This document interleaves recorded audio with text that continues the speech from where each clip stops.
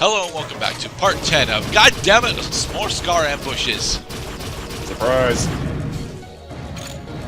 Yes, but at least we get to use the bio rifle.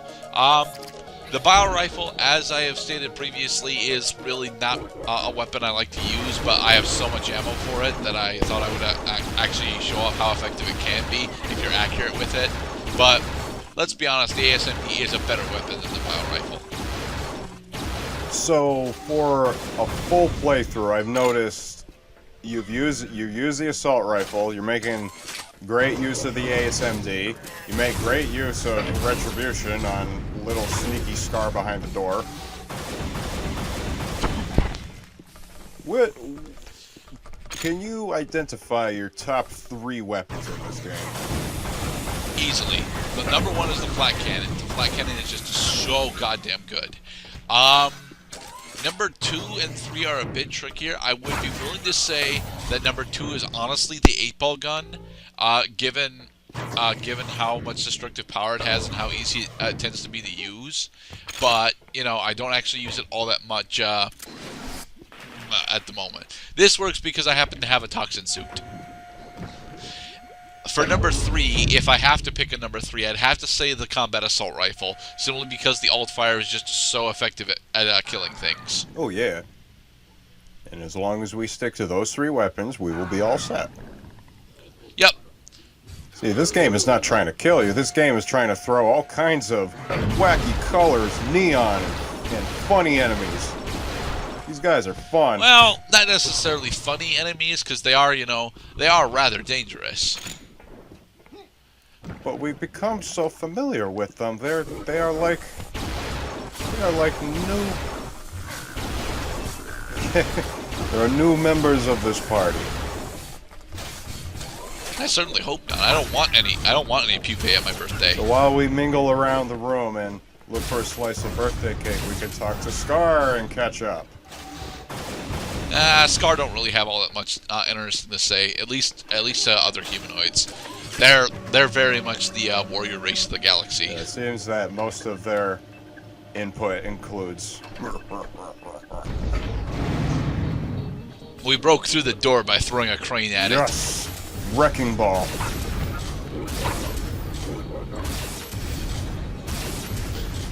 Evil Scar, stay still so I can flat cannon you in the face. Strafing is safing.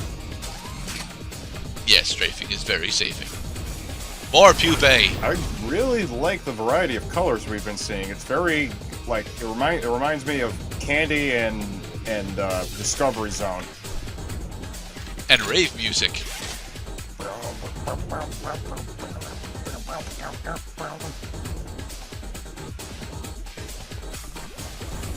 Yes, pupae, I hear you. I can explode you with the 8-ball gun. There's a pathway around here, goddammit. There is. But more or less, there's a bunch of pupae, so we must slay them. So while this dude's rocking headphones, holding this 8-ball gun with 2 hands, he's going to find the path that will take him to heaven.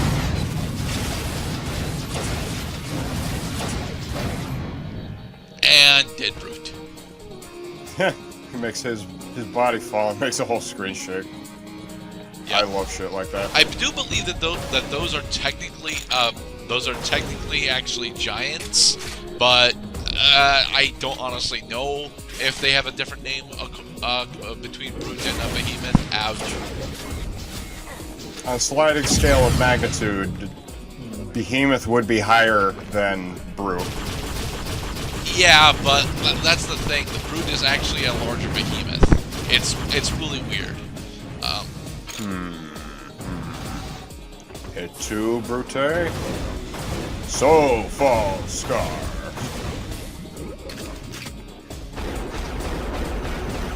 There. So what's been new in the world of Cloud? Well, we go through the foundry some more. Not all that much new. I got to the part in the Fountainhead where the situation right now is that So Howard Rourke is the architect who we're basically following from page 1 to page 650. and his rival is the daughter of an opposing architect firm whose original aim was to sabotage him by putting out all kinds of material talking about how all his buildings suck and nobody should hire him. But behind the scenes, they are having an amazing love affair, and it's thrilling to read about. And now she is posing for a statue for a sculptor that Howard had hired in order to open up his latest building, the Temple of the Human Spirit. Why would an architect want to build any sort of temple? Because he was commissioned to. Oh, okay. You see, architects do not, they do not necessarily elect what their projects are. Somebody has to come to them and offer to pay them in exchange for, like, the realization of the customer's vision. And honestly, that actually degrades some architects' major works, in my opinion. Not unless It's not a significant degradation because the building is still there and it's still beautiful to look at. But then you have to remember that more than likely the architect has nothing to do with the people that are actually running the building. Well, yeah. After the building opens, yeah, the architect's involvement ceases and it just moves to the customer and their needs. Yeah.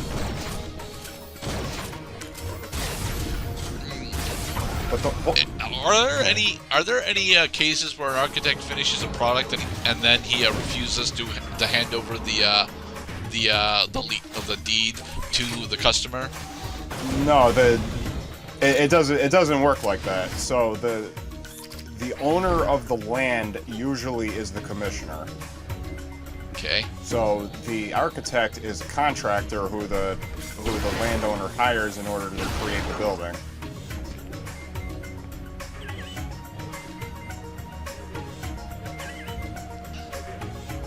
Ventilation systems also are very important in buildings. Yes, they are.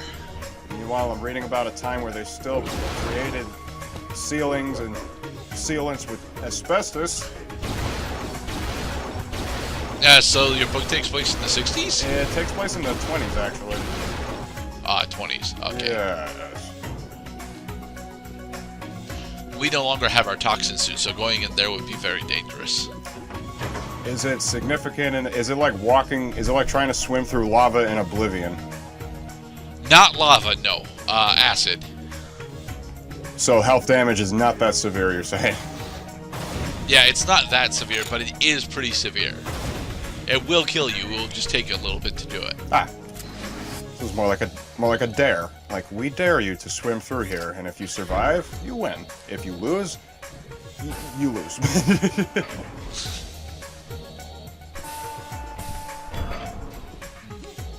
What is I'm trying to see. Do I need to go back up here? Yes, I do. Corkscrew elevator. Oh look, it's a spaceship. We wish we could. I want to fly keep that. calling it a boat. It's like, oh my god, it's salvation. It's the promise of victory, safety, security, and being able to shoot corpses, being absolutely sure they're actually dead. There are more pupae around, though. Goddamn pupae. We're going to snuff them and their adult destinies. Once we figure out where they are. Be careful not to fall. We're not that far. We're not that far from this area if we were to fall. No. So mostly because we bothered to open up the shortcuts. Let me guess. The pupae. Yup, they're in the damn boxes. They tricked you. There's a snake in the box. Goddamn box popping cardboard cutout snakes with chicken eggs inside them. There's another pupae somewhere, but I can't find him. I wanted to ask, is there anything new in the world of Gerdad for this past week of human events? Kinda. I mean, Cody specifically took top 8 at a major Magic event that happened. Oh shit! Yeah, Cody he's in Yep, he even finished with more than a 50% win ratio. At least that's what it looks like to me, but... Qualifying match. I don't really know if he's gonna make it to WCQ. I assume not, but he's been having decent success in standard at the moment. So. And what do you know what he runs? Actually, no. He's been mostly playing modern still. You know what? You see, Cody Man likes to play Tron. He likes to be what? He likes to play Tron. Tron. Yes. That is a build I do not know, except I suspect it contains a lot of artifacts. No. I mean, for a while the competitive build of Tron was actually running Hangerback Walker and Walking Ballista because of the amount of burst damage that Walking Ballista can deal, as well as the tokens that Hangerback Walker can generate. But the build of Tron that Cody usually runs is more or less a very ramp-heavy control deck that focuses on bringing out Ulamog the Ceaseless Hunger in order to, you know, just say fuck you to your opponent over and over again. Some epic shit. No, very epic, in fact. And then, like, I was playing, like, you and I were deck testing yesterday, and I realized that my latest iteration of vampires is very control-y, because gaining control of creatures and sacrificing them basically lets me decide who lives and who dies. Yeah, although you're not quite familiar with when you're supposed to be using Connoisseur yet, and you know it's kind of sad. Well, honestly, dude, I'm pretty sure that you should cap out both Viscera Seer and Connoisseur in order to have the consistency for them, because they're pretty great early game. Yeah, I gotta. You're right about that. I gotta get my sacrificers on the board as soon as possible. Otherwise, my gain control spells aren't that effective. What I realize I need to do is that I need to cut out the cards that are just too goddamn expensive, because they're slowing my game down. Yeah, but here